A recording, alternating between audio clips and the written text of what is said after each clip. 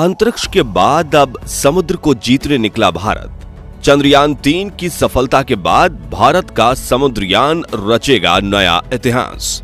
मत्स्य 6000 समुद्र में गोता लगाने को है तैयार। क्या चंद्रयान की तरह समुद्रयान भी करेगा अपनी खोज से दुनिया को हैरान? जी हां दोस्तों, चंद्रयान 3 की जबरदस्त सफलता के बाद अब हमारा समुद्रयान भी नए नए कीर्तिमान बनाने के लिए तैयार है। लेकिन यह समुद्र के अंदर क्या खोज करेगा? इसे लॉन्च करने का मकसद क्या है? इसको बनाया किसने है और इसमें कितने लोग बैठ सकते हैं और इसकी क्या क्या खासियतें हैं, ये सब कुछ हम आज आपको इस वीडियो में बताने वाले हैं। और साथ ही आपको भारत के पहले समुद्रयान के अंदर भी सैर कराएंगे, इसलिए वीडियो के अंत तक जरूर बने रहिए। साथ ही अगर चैनल पर नए हैं तो सब्सक्राइब करना बिल्कुल भी ना भूलें। दोस्तों, भारत का पहला समुद्रयान जिसका नाम मत्स्य 6000 रखा गया है, अब समुद्र में गोता लगाने के लिए एकदम तैयार है। आपको बता दें कि इसका नाम मत्स्य 6000 इसलिए रखा गया है क्योंकि पौराणिक कथाओं में मत्स्य का मतलब मछली या समुद्री जीवन होता है और 6000 का मतलब कि ये डीप सबमर्जेंस व्हीकल समुद्र के अंदर 6000 मीटर की गहराई में जाकर रिसर्च करने वाला है। अब हमारा ये समुद्रयान सागर की गहराई में जाकर क्या रिसर्च करेगा, इसकी बात हम वीडियो में आगे करेंगे। लेकिन चलिए उससे पहले इसके डिजाइन और डेवलपमेंट के बारे में जानते हैं। आप में से बहुत से लोगों को यह लग रहा होगा कि चंद्रयान की तरह समुद्रयान भी इसरो ने ही बनाया है, लेकिन असल में ऐसा नहीं है। इसे बनाने का पूरा क्रेडिट जाता है हमारी national institute of ocean technology यानी कि NIOT को, और इस काम में इसरो ने NIOT की काफी मदद की है। इसके अलावा इस पूरे प्रोजेक्ट को स्पॉन्सर किया है हमारी मिनिस्ट्री ऑफ अर्थ साइंसेज यानी पृथ्वी विज्ञान मंत्रालय ने। दरअसल साल 2019 के दौरान ही NIOT के डायरेक्टर डॉक्टर MA आत्मानंद को एक रिसर्च सबमर्सिबल वाहन बनाने का आइडिया आ गया था। उनका प्लान था कि जिस समय इसरो अपने गगनयान को लॉन्च करे, उसी समय भारत का एक सबमर्सिबल वाहन रिसर्च के लिए समुद्र में भी भेजा जाए, ताकि सिर्फ स्पेस ही नहीं, भारत का नाम सी एक्सप्लोरेशन के फील्ड में भी रोशन हो। हालांकि उन्होंने अपने इस आइडिया को एक प्रोजेक्ट का रूप देकर 2019 में ही मिनिस्ट्रीज को प्रपोज कर दिया था, लेकिन इसके लिए मिनिस्ट्री ऑफ फाइनेंस से उन्हें फाइनल अप्रूवल 16 जून 2021 को जाकर मिला। खैर, अप्रूवल मिलते ही NIOT ने इस प्रोजेक्ट पर दिन रात काम करना शुरू कर दिया और उसका नतीजा है कि आज हमारा यह समुद्रयान लगभग पूरी तरह से बनकर तैयार हो चुका है। आपको बता दें कि मत्स्य 6000 एक मानव युक्त डीप सबमर्जेंस व्हीकल है जो इस वक्त तैयार है। इसकी लंबाई 9 मीटर, चौड़ाई 4 मीटर, व्यास 2.1 मीटर और वजन 25 टन है। ये एक हाईली एडवांस सबमर्सिबल वाहन है जो 3 लोगों को लेकर समुद्र में 6000 मीटर की गहराई तक जा सकता है। इसे बनाने में 80 mm मोटे एक बेहद ही मजबूत टाइटेनियम अलॉय यानी टाइटेनियम मिश्र धातु का यूज किया गया है। साथ ही मिशन के दौरान अगर किसी तरह की इमरजेंसी आती है तो इसके अंदर 96 घंटे की ऑक्सीजन सप्लाई मौजूद है और ये बिना रुके 12 से 16 घंटे लगातार चल सकता है। इसके अलावा रिसर्च के लिए इसके अंदर 12 स्पेशल कैमरे लगाए गए हैं जो न सिर्फ नेविगेशन के काम आएंगे बल्कि समुद्र के अलग अलग ऑब्जेक्ट्स की खोज भी बखूबी करेंगे। इसके साथ ही इसके अंदर समुद्र से सैंपल इकट्ठा करने वाली एक स्पेशल डिवाइस लगाई गई है ताकि वैज्ञानिक समुद्र की दुनिया को ज्यादा बेहतर तरीके से समझ सके। असल में हमारी पृथ्वी का 71% से ज्यादा हिस्सा पानी से ढका हुआ है और अभी तक हम इंसान इसमें सिर्फ 5% ही एक्सप्लोर कर पाए हैं। इसका मतलब यह है कि हम जितना पृथ्वी के बाहरी हिस्से यानी अंतरिक्ष के बारे में जानते हैं, उतना अपनी पृथ्वी के अंदरूनी हिस्से के बारे में नहीं जानते। समुद्र की गहराई में कौन कौन से राज दफन हैं, ये अभी तक एक रहस्य ही बना हुआ है और ऐसी ही रहस्यों को उजागर करने के लिए अब हमारा समुद्रयान मत्स्य 6000 एक गहरा गोता लगाने के लिए तैयार है।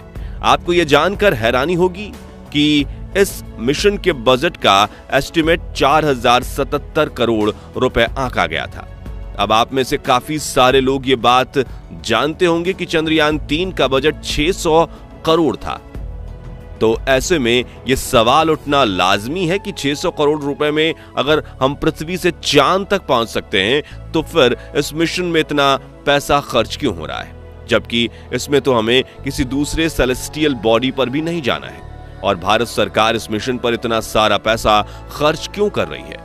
असल में दोस्तों, मत्स्य 6000 एक बहुत लंबा चलने वाला मिशन है जो 2025 या 2026 में जाकर खत्म होगा। साथ ही समुद्र की गहराई में जाने के लिए बहुत एडवांस टेक्नोलॉजी की जरूरत पड़ती है, जिसके चलते इस मिशन का कॉस्ट इतना ज्यादा निकलकर सामने आ रहा है। और दूसरी चीज ये कि भारत सरकार इस मिशन पर इतना सारा पैसा इसलिए बहा रही है क्योंकि ऐसा करने की क्षमता अभी दुनिया में सिर्फ कुछ गिने चुने एडवांस देशों के पास है और भारत इस लिस्ट में खुद को शामिल कराना चाहता है। दरअसल अभी तक समुद्र की इतनी ज्यादा गहराई में जाकर रिसर्च करने की टेक्नोलॉजी सिर्फ अमेरिका, रूस, फ्रांस, जापान, चीन इन 5 देशों के पास ही थी और अब इस लिस्ट में भारत का भी नाम शामिल हो गया है। यानी इस मिशन के जरिए सी एक्सप्लोरेशन में भारत अपने कदम रखेगा और छठा सबसे ताकतवर देश बन जाएगा। बताते चले कि चंद्रयान 3 मिशन के जरिए अभी कुछ समय पहले ही भारत चांद पर सॉफ्ट लैंडिंग करने वाला दुनिया का चौथा देश बना है और इससे पहले यह कीर्तिमान सिर्फ अमेरिका, रूस और चाइना के पास था।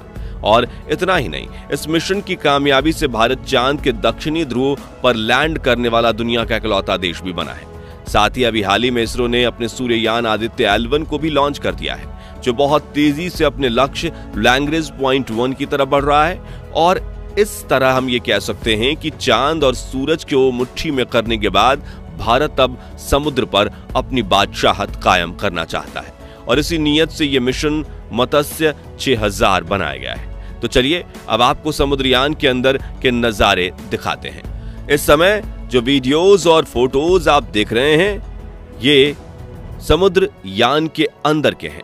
असल में इन फोटोज और वीडियोस को यूनियन मिनिस्टर किरण रिजिजू ने अपने सोशल मीडिया हैंडल पर शेयर किया है।